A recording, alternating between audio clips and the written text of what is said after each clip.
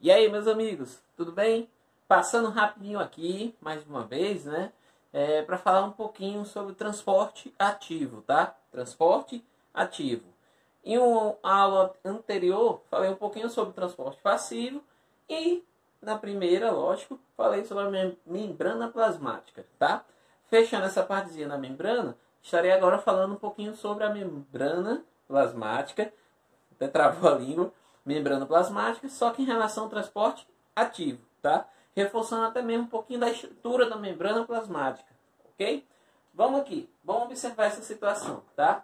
A ilustração do quadro, ela tem como objetivo representar novamente a membrana plasmática, só que dessa vez não só estou representando a membrana plasmática, como eu vou associar a ideia do transporte ativo, tá? Esse transporte ativo ele está se referindo à movimentação de moléculas orgânicas que irão ocorrer do meio externo para o meio interno ou vice-versa, tá? Então essa movimentação, quando há um gasto energético, quando a célula gasta energia para que ela ocorra, é denominada por transporte ativo, ok? Transporte ativo. Nessa circunstância eu representei aqui, mais uma vez, a dupla camada, tá? A dupla camada de fosfolipídios, tá? Fosfolipídios, reforçando, tá? Tá aqui eles, ó. Fosfolipídios, onde eu represento a faixa externa e aqui a faixa interna. Lembrando, meio externo, meio interno, ok? Só para a gente ter a compreensão.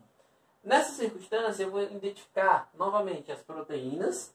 Lembrando que entre os fosfolipídios e as proteínas, eu posso encontrar o colesterol.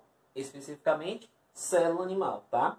Especificamente, a célula animal, a gente tem esse encontro, tá? Do colesterol nas suas camadas, tá? Acima dessa superfície, a gente encontra o glicocálix, tá? Que é uma camada, tá? Formada por glicoproteínas, ou seja, glicídios e lipídios, que vai dar um reforço à estrutura da membrana. Não só um reforço, mas como ela vai permitir a interação até mesmo das proteínas com o meio externo, tá? Nessas proteínas que estão incrustadas, ou seja, associadas na nossa membrana plasmática, temos 4 grupos que eu posso ressaltar. Lembrando, na aula anterior eu falei das proteínas integrais e periféricas. Neste caso aqui, estou ressaltando não só elas, como principalmente as integrais, que estão integradas de um ponto A ao ponto B na membrana plasmática, tá? Então aqui eu tenho essa proteína que ela funciona como um canal, tá? Um canal.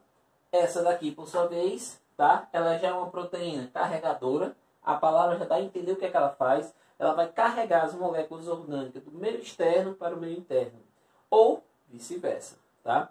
Nessa circunstância, eu vou ter uma atenção um pouquinho maior aqui, ó, tá? Onde as moléculas que eu tenho no meio externo poderão entrar para o meio interno através dessa proteína.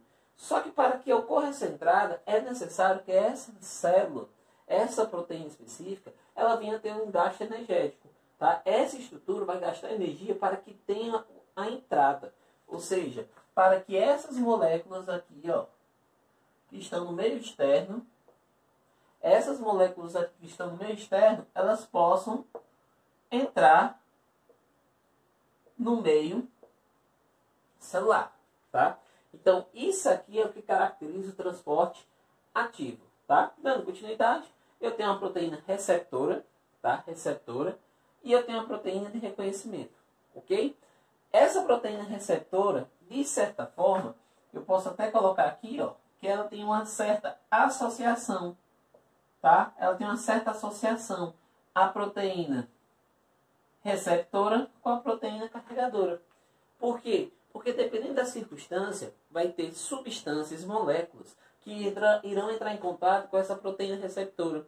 Ao entrar em contato com essa proteína receptora, ele poderá desencadear informações para que essa proteína carregadora ela permita a entrada ou saída da substância. Lembra daquela circunstância anterior? Lembra daquela circunstância anterior que eu relatei, onde eu tinha a possibilidade de ter o controle de quem entra e quem sai? Esse controle de quem entra e quem sai fica bem expresso nessa circunstância, onde eu poderia ter um hormônio, por exemplo, hormônio, tá? O hormônio da insulina, aqui um exemplo só para a gente tentar caracterizar, tá?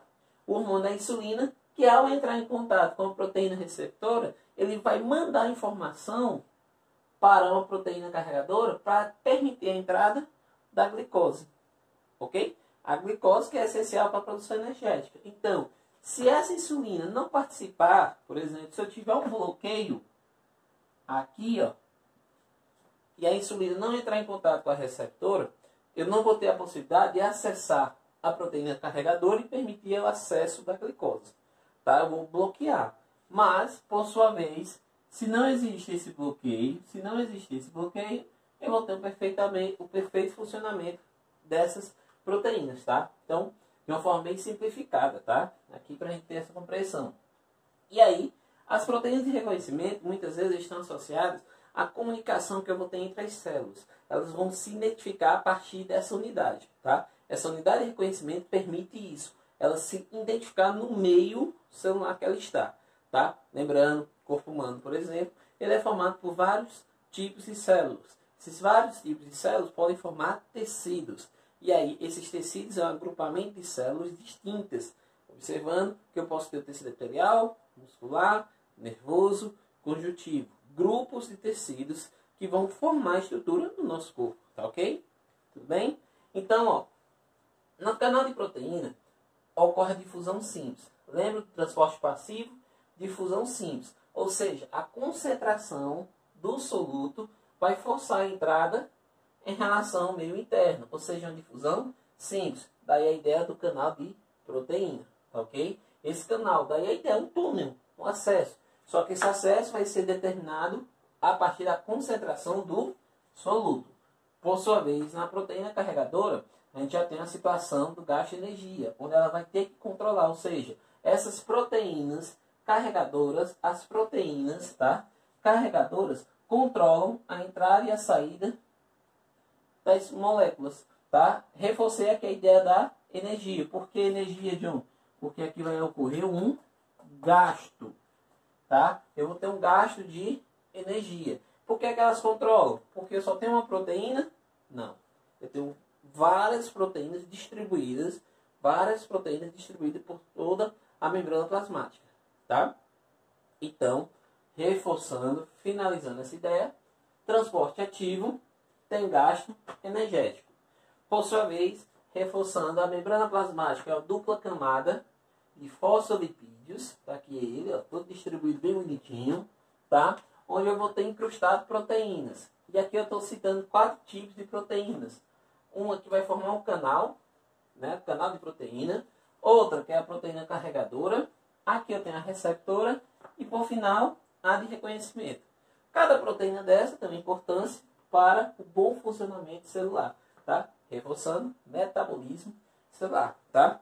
Espero que tenha dado para compreender. Foi rapidinho mesmo, em fragmentos, para a gente poder ter a compreensão mais simples, do nosso conteúdo, tá? Professor John Moreira.